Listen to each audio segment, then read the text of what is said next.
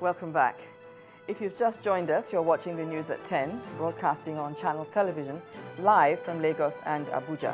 A reminder of our top stories. Lagos Economic Summit opens with assurances of making the city the nation's electricity hub. Former Georgian President Mikhail Saakashvili tells Nigeria to tackle corruption. President Jonathan asked police to redouble its efforts in the fight against terror.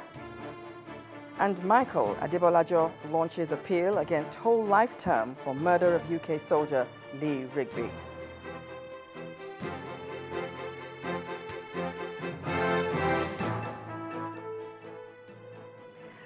All our top stories can be found on our website, channelstv.com, and on youtube.com/channelsweb. And to get us on the move, visit m.channelstv.com to view us live on your mobile device. You can also download the Channels TV app for Android, iOS, and Windows phones from their respective stores. And do interact with the Channels Eyewitness feature on our Android and Windows 8 platforms. If you have pictures or videos to share with us, tap on the application on your device, swipe to reveal the Eyewitness menu, and follow the instructions to share your report, pictures, and videos.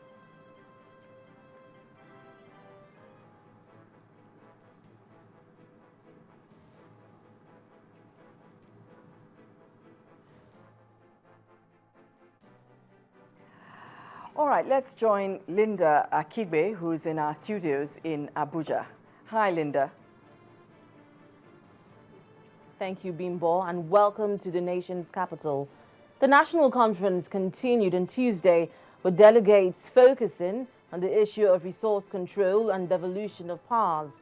Some delegates who spoke on the need for more powers to be given to the states and local governments say it would fast-track the country's development.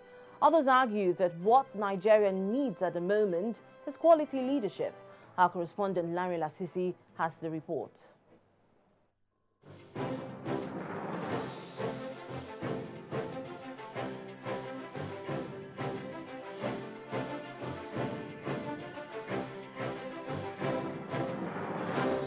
For the fifth day, delegates at the National Conference continued their discussion on the president's speech, but barely had the proceedings begun when this observation was made. Saying that the lunch we take is 60,000 per head. I think it's scandalous and I would like to be associated with it. I would be pleased if this, by the secretary, would like to officially deny that this is not so. Because those of us who said we didn't want monetization, that is what the public will be taking and wanted to take. 60,000 absolutely untrue. Please, gentlemen of the press, help us. Help us. It is 4,000 and something per plate. And I wonder where in Abuja you are going to get lunch for 4,000 and something naira. It's just impossible. Please, Mr. Chairman, 4,000 naira is more than enough for a plate of food, but we're not having it here. Let us change to a better place. They are not the best restaurants in Abuja here. There are private restaurants that can give us good food for 2,000 naira. The issue was put aside and the debate resumed, but it started on a tensed note. Chief Ayo Adebanyo, who, even in his prime age of 86, is still ranting. Mr. Chairman, I have observed. Point of order, why did you call point of order when you were castigating me on Monday last week? Point of order. Despite the points of order, the delegate went ahead to make his submission.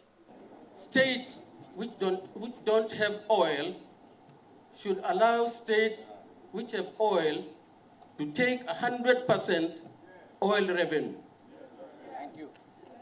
And states which don't have oil should take 100% land resource. The delegates continued to raise points of order but were not recognized to speak, and the debate on the president's speech continued. The issue of local governments should be left for the zones or for the states, so that if a state or is interested in creating and making every family a local government, it should feel free to do so. So in my view, in my opinion, one of the areas that can unify our country is to decentralize the central government. Whatever we do here, no matter how good it is, unless we have the right kind of leadership, nothing good is going to happen in this country. Now, while a lot of delegates have spoken, many are yet to speak. The delegates are expected to complete this debate on Wednesday and then move on to the committee stage. Lanre Lasese, Channels Television News.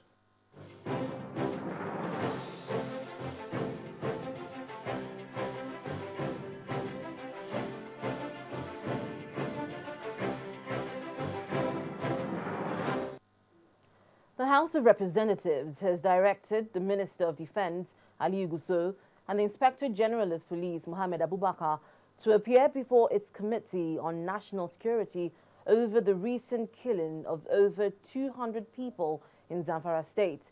The House also asked the federal government to build military barracks in Doma local government area of Nasarawa State to accommodate a battalion to boost security in the state. These resolutions were taken today after a motion under matters of urgent national importance raised by Representatives Ibrahim Shehu Gusau and Mohammed Onao. Correspondent Omelogo Nadi reports. On the 3rd of April this year, over 30 people were killed in Yartaba and Birnin Saba in Zurmi local government area of Zamfara State.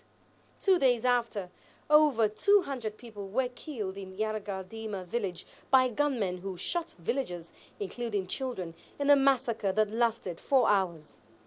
Following concerns that many residents of villages in the affected areas have fled their homes as a result of the insecurity, while those left live in persistent fear of being attacked, the House of Representatives passed a motion directing the security chiefs to appear before its Committee on National Security. This group of attackers are becoming more coordinated, and if not quickly terminated, can turn into yet another organized terror group, which can pose additional dimension to security challenge in the country.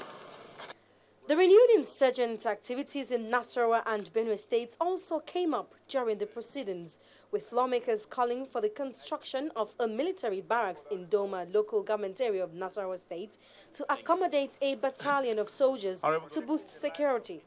Representative Mohammed Onao told the House that 150 million naira was appropriated in the 2014 budget for the construction of the barracks, but the contract is yet to be awarded.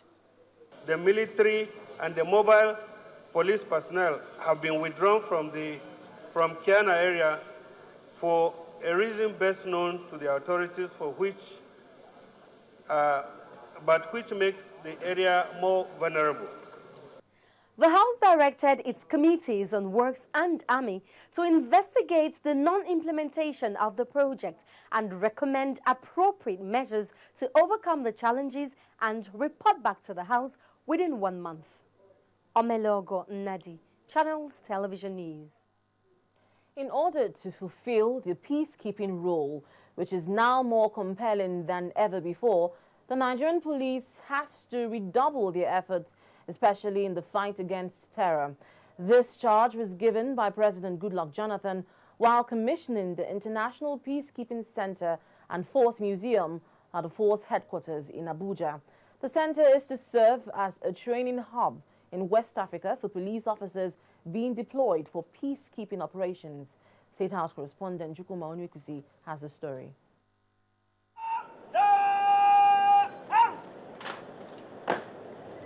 A brief inspection of guard ceremony by the force headquarters ushers in President Goodluck Jonathan. He is here for the commissioning of the Nigeria Police Force, International Peacekeeping Center, and the Force Museum. an event that also attracted ministers, other arms of the law enforcement agencies, including service chiefs, lawmakers, the judiciary, and senior police officers. The president commends the effort of the police in peacekeeping, which dates back to the 60s. But the times are changing, he said, and the Nigeria police must brace up. I hardly need to say that we live in changing times in which we are witnessing unprecedented violence and criminal acts. We are witnessing an escalation of terrorism. Terrorist acts and insurgency are inimical to our progress. Our dear country has unfortunately experienced these odious developments. We are determined to confront them and defeat the purveyors of hate and crime in our society. It is imperative that the Nigerian Police Force, as a lead agency in the maintenance of internal security, must play an active role in combating terror and providing security for our people. This is a major and compelling role of the police today. I have every confidence that the Nigerian Police Force will be alive to this responsibility. I wish to assure the force and the Nigerian people that everything will be done to fully support the force in our determined effort to ensure the security of our nation. Our people must live without fear. He steps forward for the commissioning proper. The 8th day of April 2014. He also took an inspection tour of the facilities, which includes a parade ground, a 250-seater auditorium, accommodation tents equipped with bedding facilities, and a visual shooting range. The Inspector General of Police and Directorate of Peacekeeping appreciate the efforts of government to encourage the force, describing the center as an addition. Today's commissioning of the Nigeria Police International Peacekeeping Center is yet another milestone in the history of the Nigeria Police. It will serve as a training hub in the West African sub-region for police officers being deployed for peacekeeping operations all over the world. Experts here pour accolades to the force for the works they do abroad, which many do not know about, even without facilities. They say with these facilities, one can only expect the best from them. Chukuma Onwekusi, Channels Television News. And that's all from Abuja. Back to you, Bimbo. Thank you very much, Linda.